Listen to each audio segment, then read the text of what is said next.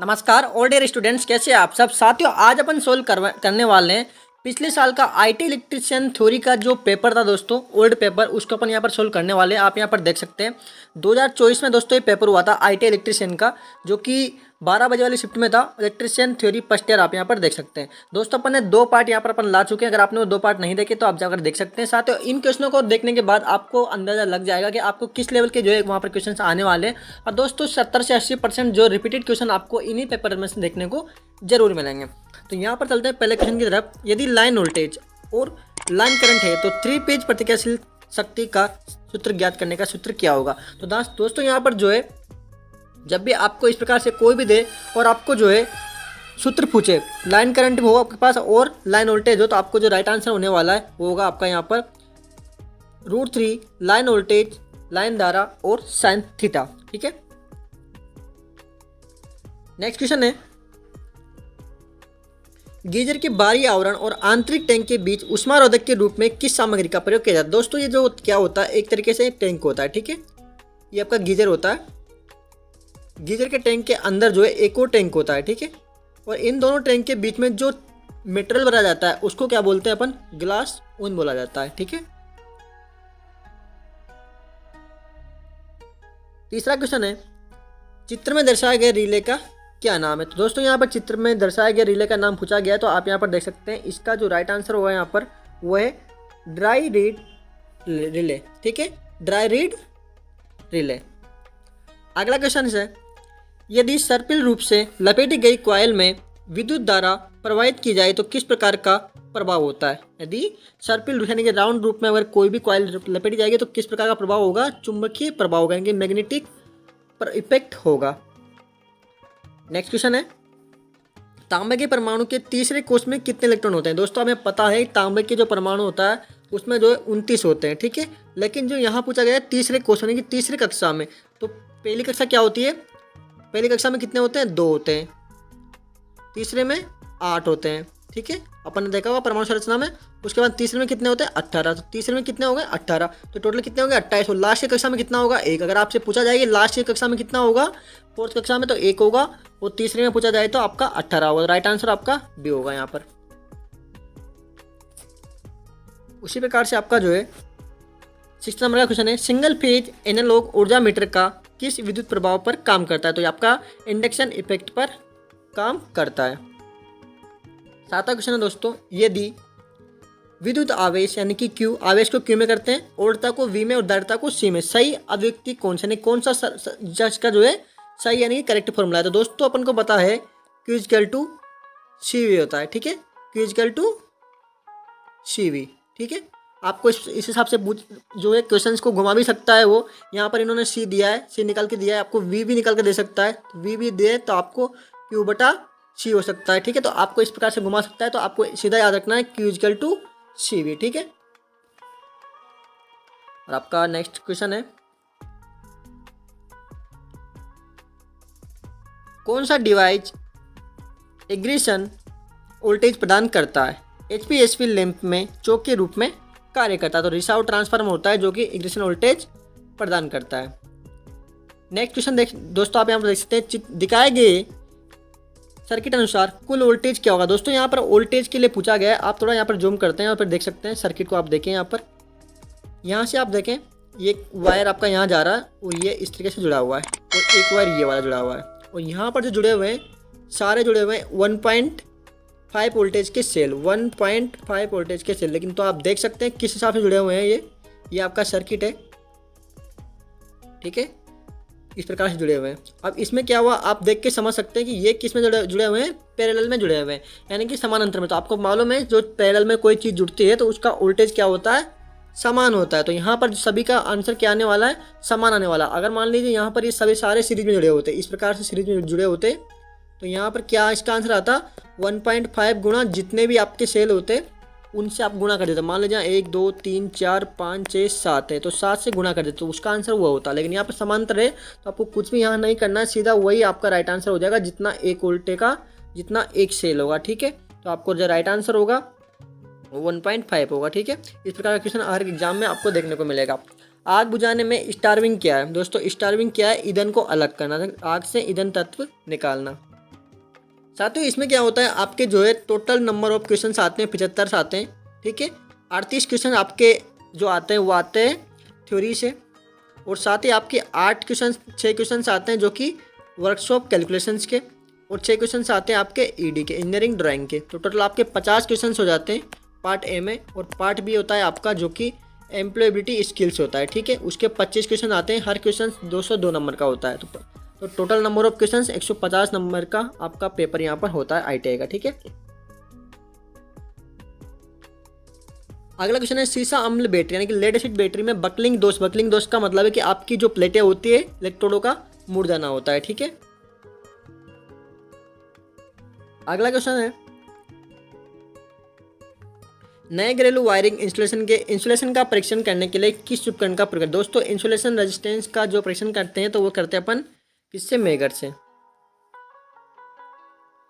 घरेलू वायरिंग के लिए किस प्रकार के इंसुलेशन टेप का प्रयोग करते हैं। तो दोस्तों वहाँ पर कौन सा टेप होता है आपके घर में, PVC टेप अपन यहाँ पर इस्तेमाल करते हैं, जो कि ब्लैक कलर का आपने देखा होगा, ब्लैक कलर का, रेड कलर का। तो वो आपका कौन सा टेप होता है, PVC टेप होता है। राइट आंसर आपका होगा यहाँ पर C। अगला क्वेश्चन है ट्रांसफार्मर की अधिकतम दक्षता प्राप्त करने के लिए क्या शर्त होती है। तो कॉपर लॉस और आयरन लॉस जो है आपके बराबर होने चाहिए।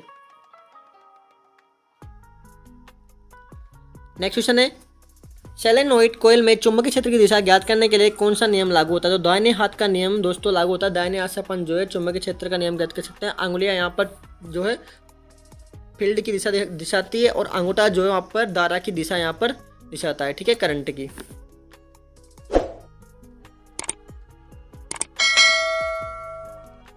नेक्स्ट क्वेश्चन है एक खुले सर्किट में प्रतिरोध का मान क्या होगा। दोस्तों अगर कोई खुला सर्किट है, मान लीजिए यहाँ पर जो है ये आपका यहाँ पर सप्लाई लगी हुई है, पॉजिटिव नेगेटिव, और यहाँ पर आपका ये बल्ब लगा हुआ है, ठीक है, ये यहाँ से, और मान लीजिए यहाँ से सर्किट को ब्रेक कर दे, ठीक है, यहाँ से आपके सर्किट को ब्रेक कर देते हैं यहाँ से, ठीक है। तो यहाँ पर जो इसका प्रतिरोध होगा वो क्या होगा, अनंत होगा, क्योंकि यहाँ पर क्या हो जाएगा, एयर हो जाएगा। तो यहाँ पर जो आपका राइट आंसर होगा वो होगा आपका अनंत। और आपका अगला क्वेश्चन है शॉर्ट सर्किट परीक्षण द्वारा ट्रांसफार्मर में कौन सी हानि निर्धारित की जाती है। वहाँ पर दोस्तों कॉपर लॉस यानी कि ताम्र हानि यहाँ पर निर्धारित की जाती है।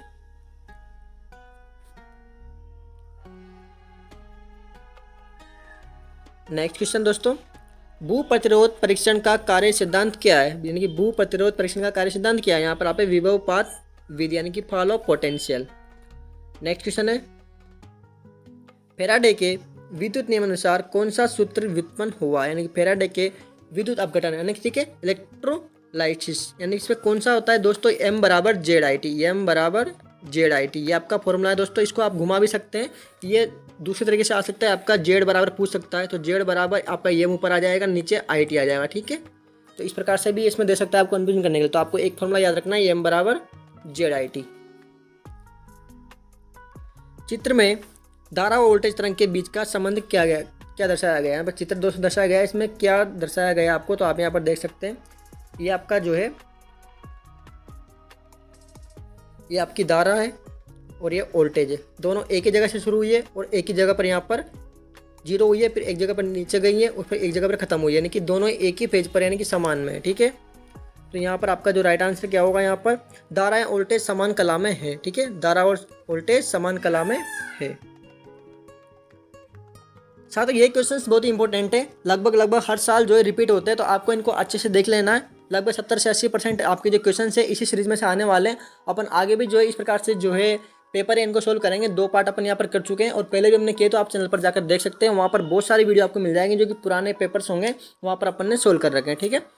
और आपका अगला क्वेश्चन है कंडक्टर का आकार नापने के लिए किस का उपयोग किया जाता है। तो यहाँ पर स्टैंडर्ड वायर गेज, ठीक है, कंडक्टर का वायर यानी कि स्टैंडर्ड वायर है SWG में नापते हैं। अगला क्वेश्चन साथियों साइनसाइडल AC के लिए फॉर्म फैक्टर क्या होता है। साइनसाइडल AC के लिए फॉर्म फैक्टर क्या होता है, तो यहाँ पर जो आपका राइट आंसर होगा वो होगा दोस्तों वीडियो थोड़ी सी यहाँ पर जो है आपको थोड़ा देरी हो रही है, बड़ी हो रही है, लेंथी हो रही है, तो इसलिए आप इसकी थोड़ी स्पीड बढ़ा सकते हैं, ठीक है। यहाँ पर फॉर्म इसका मान जो होगा 1.1 होगा। हम कोशिश करेंगे कि वीडियो ज़्यादा लंबी ना हो, ठीक है। और यहाँ पर चित्र में दर्शाए गए पैमाने का नाम क्या है, यानी कि चित्र में दर्शाए गए पैमाने का क्या नाम है। तो ये किस प्रकार का पैमाना होता है दोस्तों, गैर रेखीय पैमाना होता है। क्या होता है, गैर रेखीय पैमाना होता है।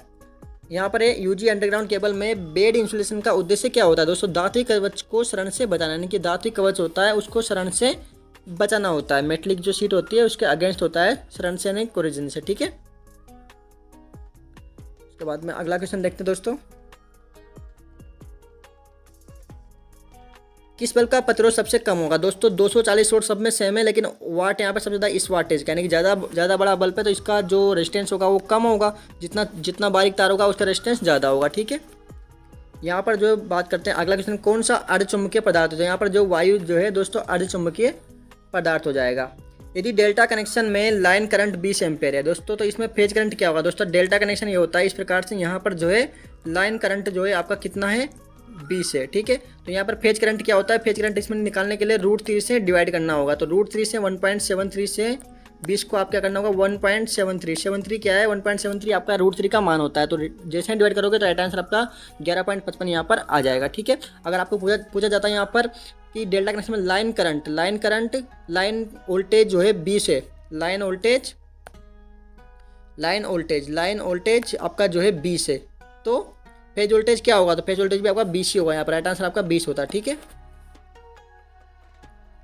उसी प्रकार से अगला क्वेश्चन से, ट्रांसफार्मर में लिमिटेड कोर का उपयोग करने का उद्देश्य क्या होता है दोस्तों, बवड़ द्वारा हानि को कम करने के लिए, जो पतली पत्तियां लगाते हैं अपन ट्रांसफार्मर के लिए, ठीक है। इस प्रकार से ये बनाने के लिए उद्देश्य में होता है बवड़ द्वारा हानि को कम करने के लिए। उसी प्रकार से अगला क्वेश्चन है दोस्तों, इस प्रकार का क्वेश्चन दोस्तों हर बार एग्जाम में देखने को मिलता है, प्रतिध्वनि आवर्त की गणना, तो 1/2π√LC इसका फिक्स ये क्वेश्चन है, इस प्रकार से इसको देख सकते हैं आप, यही क्वेश्चन आपको हर बार लगभग एग्जाम में देखने को जरूर मिलेगा। अगला क्वेश्चन है MCB का विस्तार रूप दोस्तों, इंपॉर्टेंट क्वेश्चन है, मिनिएचर सर्किट ब्रेकर, ठीक है। मिनिएचर सर्किट ब्रेकर जो कि एक सर्किट ब्रेकर होता है, ठीक है, जो कि 6 एम्पेयर से 65 एम्पेयर तक की क्षमता में आपको बाजार में मिल जाएगा। किसी संकेतक यंत्र में संकेतक को शून्य स्थापित करने के लिए किस बल की आवश्यकता होती है, वो डिफ्लेक्टिंग फोर्स की आवश्यकता यानी विचलन बल होता है, जो कि उसको शून्य पर निर्धारित करता है। साथियों अगला क्वेश्चन दोस्तों, ये हर एग्जाम में देखने को आपको मिल रहा है, ये क्वेश्चन चित्र में दर्शाया गया सुरक्षा चिन्ह का क्या नाम है दोस्तों, डॉक्टर का चिन्ह है, लेकिन किस टाइप का है, सूचना अपन को दे रहा है, ठीक है। उसी प्रकार से अगला क्वेश्चन है आपका, उच्च दबाव सोडियम वाष्प लैंप में चिंगारी देने का मुख्य उद्देश्य क्या है, शुरू पर उच्च वोल्टेज पल्स उत्पन्न करता है, इसलिए यहाँ पर जो है चिंगारी आपको देखने को मिलती है। अगला क्वेश्चन है, एक अच्छे चालक का गुण क्या होना चाहिए, कम विशिष्ट प्रतिरोध यहाँ पर होना चाहिए। एक अच्छे चालक का गुण ये होता है कि कम से कम उसका विशिष्ट प्रतिरोध हो। विद्युत केतली में सोल प्लेट का उद्देश्य क्या होता है दोस्तों, अवयव को कंटेनर के निकट संपर्क में रखे, ठीक है, ये इसका मेन उद्देश्य होता है। और अगला क्वेश्चन आपको यहाँ पर देख सकते हैं, आगत बिजली आपूर्ति में प्रदान किए गए फ्यूज कट का उद्देश्य क्या होता है, ये सुनिश्चित करने के लिए कि लाइन अतिवार नहीं है, ठीक है। और अगला क्वेश्चन है आपका यहाँ पर, गैस टाइट विस्फोटक स्थापना के लिए किस प्रकार का कंड्यूट का उपयोग किया जाता है, गैस टाइट विस्फोटक स्थापना के लिए किस प्रकार के कंड्यूट का उपयोग किया जाता है, यहाँ पर एक कठोर इस्पात कंड्यूट का यहाँ पर प्रयोग करना चाहिए। और अगला क्वेश्चन है दोस्तों, संधारित्र में धारिता का मान कौन सा कारक निर्धारित करता है, यानी कि प्लेटों का क्षेत्रफल जो है यहाँ पर धारित्र इसका निर्धारण करता है। तो दोस्तों अपन ने यहाँ पर देख सकते हैं कि जो टेक्निकल का पार्ट तो यहाँ पर पूरा कर लिया है, तो अपन ये जो है यहाँ पर 3 पार्ट यहाँ पर कंप्लीट हो चुके हैं। 4th पार्ट में अपन यहाँ पर जो है इंजीनियरिंग ड्राइंग, वर्कशॉप कैलकुलेशन और एम्प्लॉयबिलिटी जो है वहाँ पर करेंगे। तो दोस्तों वीडियो के साथ जुड़े रहिए, आपके जो भी साथी हो जो ITI कर रहे हैं, फर्स्ट ईयर में हैं, तो उनके साथ इस वीडियो को शेयर कीजिए। मिलते हैं नेक्स्ट वीडियो में, तब तक के लिए जय Hind. Subscribe now and press the bell icon. Never miss an update.